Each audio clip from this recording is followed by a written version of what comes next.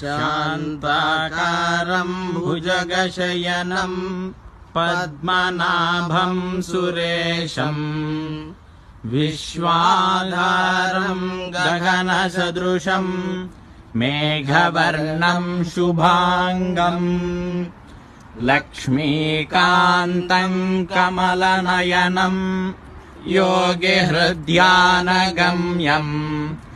వందే విష్ణుం భవభయహరం సర్వలోకైకనాథం.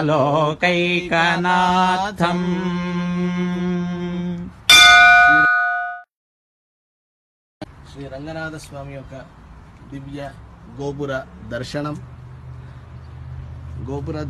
ద్వారా శిఖర దర్శనం పాపనాశనం అన్నట్లుగా ఈ యొక్క దర్శనం వల్ల మన అందరి పాపాలు కూడా నశించాలి. రంగనాథుడి యొక్క దివ్య అనుగ్రహము